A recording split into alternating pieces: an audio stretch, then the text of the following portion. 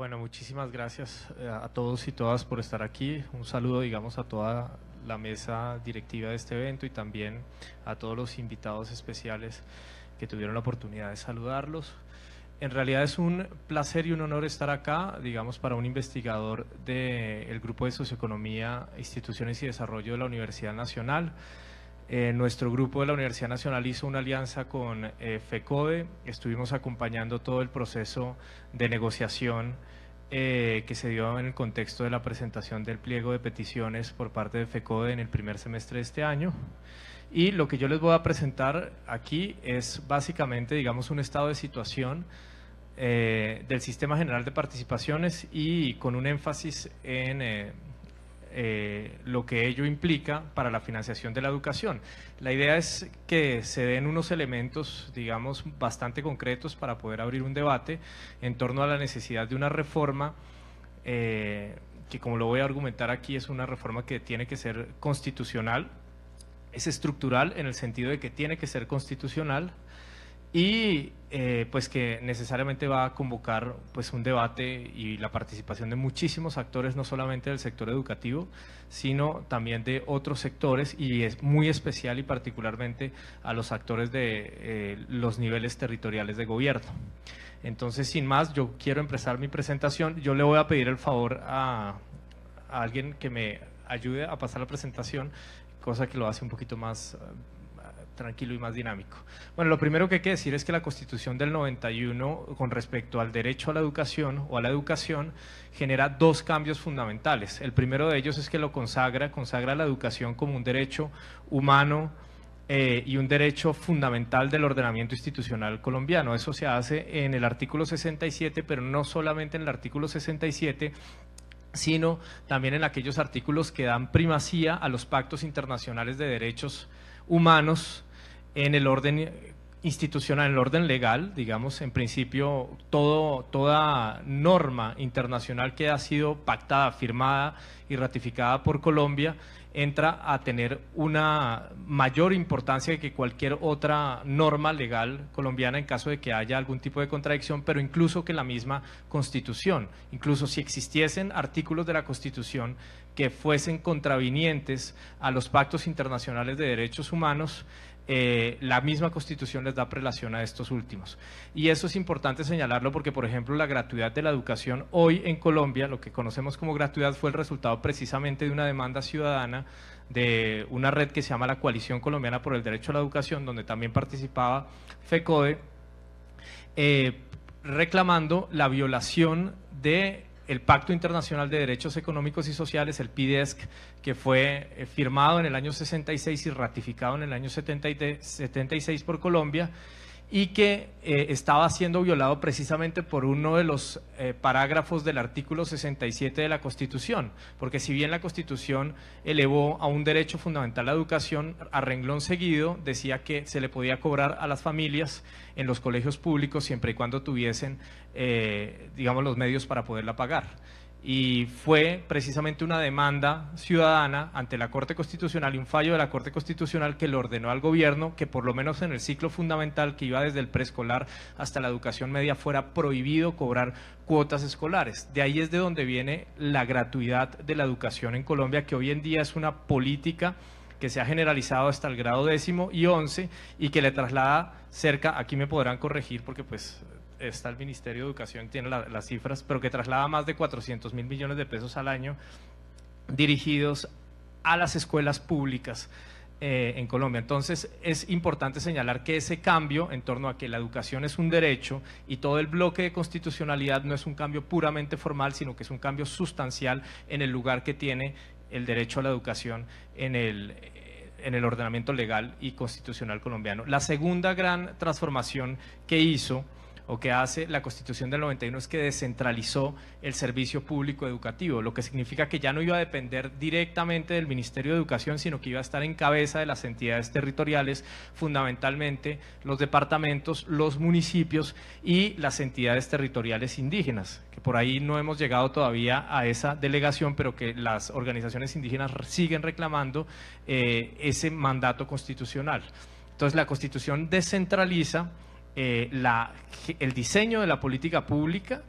y la gestión y la provisión del sector educativo, obviamente en el marco de la regulación del orden nacional, la inspección y vigilancia del orden nacional. Ahora, hay que decir que este cambio descentralizador no es marginal en la Constitución, sino que la descentralización se operó no solamente sobre el servicio público educativo, sino también sobre otros servicios públicos esenciales. Yo diría, o uno diría, sobre los principales servicios públicos esenciales, la Constitución del 91 operó la descentralización. Y por eso es que precisamente en el primer artículo de la Constitución la descentralización aparece como uno de los valores y principios fundamentales de nuestro ordenamiento constitucional. Ustedes la podrán ver allí que en la misma definición de lo que es Colombia, como un Estado social de derecho que está organizado en forma de república unitaria, inmediatamente seguido se dice que es descentralizada y con autonomía de sus entidades territoriales. Y esto se va a concretar en todo un capítulo de la Constitución, que es el capítulo 4 de la Constitución, que empieza con dos artículos, el 356 y el 357, donde se determina con precisión cuáles son las competencias que se iban a descentralizar, que se iban a enviar en cabeza de municipios y departamentos, y la contrapartida de esa delegación de competencias. ¿Que cuál era la contrapartida? Pues la delegación de recursos. Entonces, en la Constitución del 91, en esos dos artículos, se manifiesta que deberían ser unificados dos partidas que antes se trasladaban a los municipios y a los departamentos, que era el situado fiscal y la participación de los municipios en el presupuesto general de la nación, los ingresos corrientes de la nación, y que esas dos partidas unificadas deberían llegar a pesar el 46.5% de los ingresos corrientes de la nación. Ese fue el acuerdo constitucional de la Constitución del 91, eso fue lo que la Asamblea Nacional Constituyente pactó allí y lo que finalmente se reguló en la Ley 60 de 1993. La siguiente, por favor. Entonces, en este cuadro ustedes lo que ven es precisamente que del año 94 al 2001 rigió esa, digamos que esa norma, y que garantizaba que se creciera progresivamente, porque en el año 91 esa dedicación constitucional se planteó como una meta, pero no era realmente lo que se estaba haciendo, y se planteó que progresivamente se tenía que llegar hasta el 46.5%. Y eso fue así, digamos que se avanzó en esa línea y se avanzó en ese desarrollo de política pública hasta el año 2001, donde se da la primera reforma al sistema de transferencias territoriales y se crea el Sistema General de Participaciones. El Sistema General de Participaciones no existía antes del año 2002, o sea, fue a través de una reforma constitucional, el Acto Legislativo 01 de 2001, que fue promovida en ese momento por el gobierno de turno, que era el gobierno de Andrés Pastrana, y su ministro de Hacienda fue quien, digamos, llevó a cabo todo el proceso de la reforma, que es el actual presidente de Colombia, el doctor Juan Manuel Santos. Este tema le es bastante caro, digamos, al doctor Juan Manuel Santos, lo conoce bastante bien precisamente porque desde hace más de 2 décadas él ha estado muy de cerca en torno a lo que significan las rentas de destinación específica y particularmente todo lo que tenía que ver con las transferencias territoriales. Pues bien, en el año 2001 se pasa una reforma constitucional que realmente tuvo trámite desde el año 99, en el contexto de una crisis económica sin precedentes que hubo en Colombia. Y esto hay que decirlo, la mayoría de ustedes recordarán que en el año 99 el Producto Interno Bruto de Colombia cayó 4.2%, lo que no tiene ningún tipo de antecedentes, ni siquiera en la crisis de los años 29, de los años 30, digamos, tuvimos una caída tan vertiginosa de la riqueza y del Producto Interno Bruto per cápita. Es en ese contexto, en un contexto también de grandes dificultades que tiene Colombia para sostener la estabilidad de su sistema financiero y también para honrar los compromisos de deuda externa, que Colombia firma un acuerdo extendido con el Fondo Monetario Internacional. La siguiente, por favor. La siguiente. Ese acuerdo extendido con el Fondo Monetario Internacional, que se firmó en el año 99, implicaba de parte del Fondo Monetario que se podían disponer un colchón de 2.600 millones de dólares para que Colombia, en caso de tener problemas de solvencia externa, pudiera echar mano de esos recursos para no quedarse, digamos, no tener que declarar la moratoria de la deuda,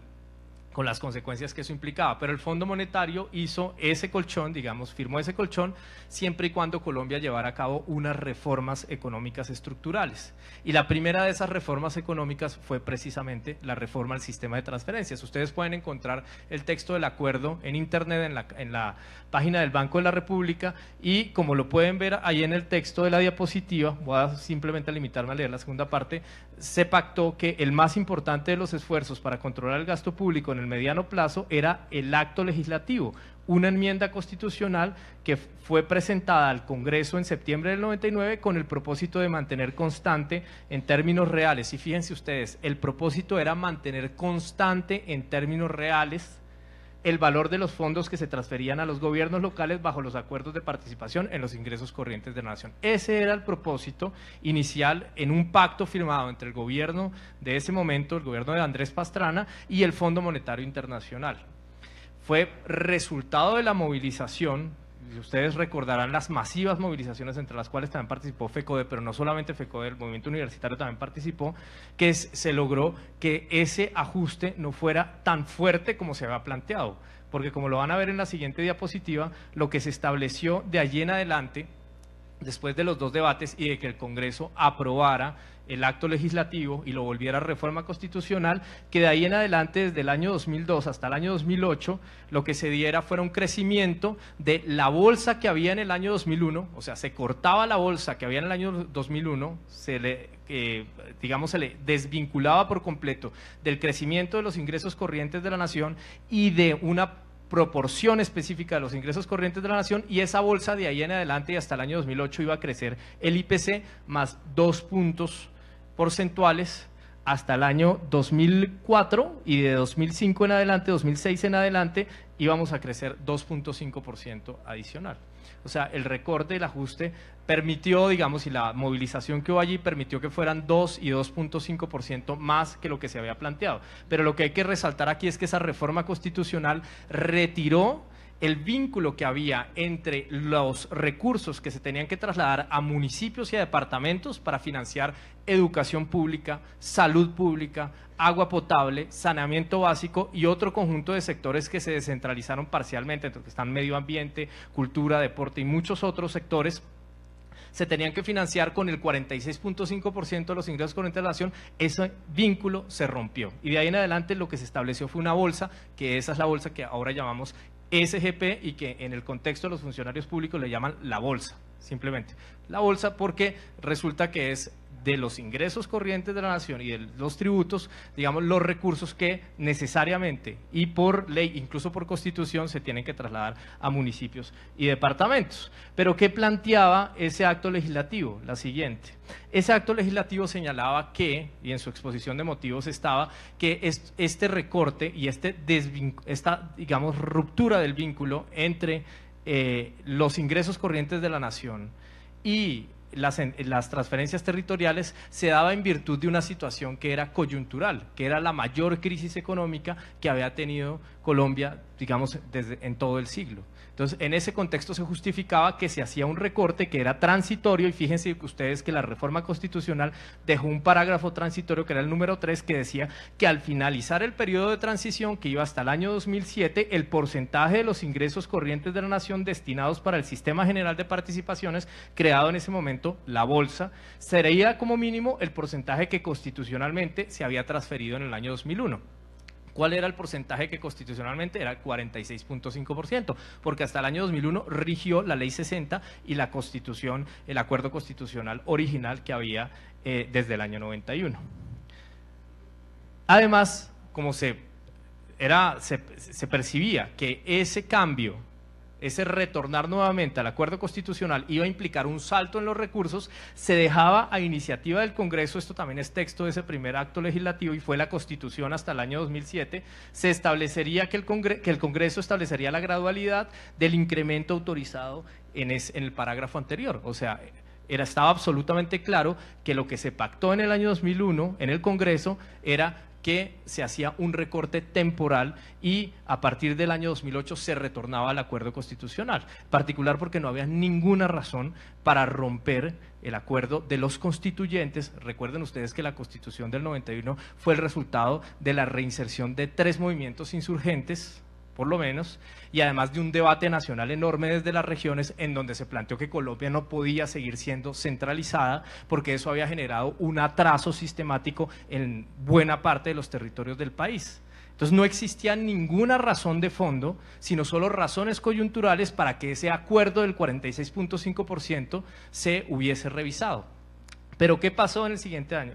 ¿Qué pasó cuando llegamos al año 2007? Pues que el gobierno de turno, en vez de honrar el acuerdo que se había hecho 6 años antes, decidió pasar otra reforma constitucional. En ese momento el gobierno de turno era el de el expresidente Álvaro Uribe Vélez y la lideró su ministro de Hacienda, que era Óscar Iván Zuluaga. Entonces pasaron una nueva reforma constitucional y lo primero que hicieron fue ampliar ese periodo de transición desde el año 2008 hasta el año 2016, 8 años más de transición, con algo más de generosidad, porque ya no se trataba del IPC más 2.5%, sino del IPC más 4%, y lo que yo llamo, digamos, en buen colombiano, una gabela de 1.3%, y hasta 1.8% de crecimiento más rápido para el sector educativo. Eso fue lo que se estableció desde 2008 al 2016. Pero fíjense ustedes que ya en ese momento no estábamos en ninguna situación de crisis económica, muy por el contrario. Esta reforma que sigue recortando el crecimiento de los recursos para las transferencias y que además sigue con la desvinculación entre una base proporcional de los ingresos corrientes de la nación, se dio en el contexto ya no de las vacas flacas, sino de la mayor bonanza mineroenergética de exportación de recursos naturales que ha tenido Colombia en toda su historia. Digamos, nunca exportamos tanto petróleo, llegamos a exportar 1 millón de barriles diarios de petróleo y nunca el barril de petróleo estuvo tan caro como… O sea, es un círculo infernal de extracción de renta del presupuesto público, tanto por la vía del pago de las pensiones como por la vía del servicio público, del servicio de la deuda pública. Y finalmente, el sostenimiento de un enorme gasto militar que todos habíamos esperado que con la firma de un proceso de paz, un armisticio, una guerra menos, iba a bajar y, oh sorpresa, subió 3 billones de pesos el gasto público en seguridad, en policía y en la milicia. Con una guerra menos, no con una guerra menos, con la principal guerra habiéndose firmado el armisticio. Es una cosa que cuesta, digamos, explicar en términos de sentido común. Yo supongo que en el Congreso se estará dando el debate respecto a cómo es posible que, habiendo firmado un proceso de paz, tengamos un aumento tan significativo en ese gasto militar, habiendo tenido ya precisamente un gasto militar, digamos, bastante exótico con relación a todos los países de ingreso medio y de ingreso medio alto. Lo que sigue. Bueno, no voy a explicar muy en detalle esto lo que muestra, estas dos gráficas lo que muestran, en principio, la de la izquierda muestra que la participación en el presupuesto público nacional de la educación pasó del 30% del gasto del nivel nacional, del gasto social del nivel nacional, a solamente el 21%, o sea, perdió 30% de la participación. Y lo segundo es que el esfuerzo que estamos haciendo a través del presupuesto nacional, desde la riqueza que generamos año a año, no ha cambiado en los últimos 15 años. O sea que con todo, sí, con todo y revolución educativa y Colombia la más educada, nosotros no estamos haciendo, o el presupuesto nacional y la tributación nacional no está sirviendo para generar ningún esfuerzo adicional en términos significativos. Obviamente que hay algunos rubros que han aumentado, pero en términos significativos como sociedad respecto a la riqueza que producimos para financiar el sector educativo. La siguiente. Y eso se expresa pues muy claramente en las comparaciones internacionales. Estas dos gráficas son gráficas de la OCDE y muestran cómo Colombia gasta 7 veces menos en educación primaria que el promedio de países de la OCDE, y en los países de la OCDE no están solo los países ricos o súper ricos, sino están también los países de ingreso medio alto que están afiliados en la OCDE, que están en ese club. Ese promedio da $8.296 al año en primaria, mientras que Colombia gasta $1.094 al año en primaria. Esta son información, ahí está la fuente del año 2011 de la OCDE. Yo creo que si hay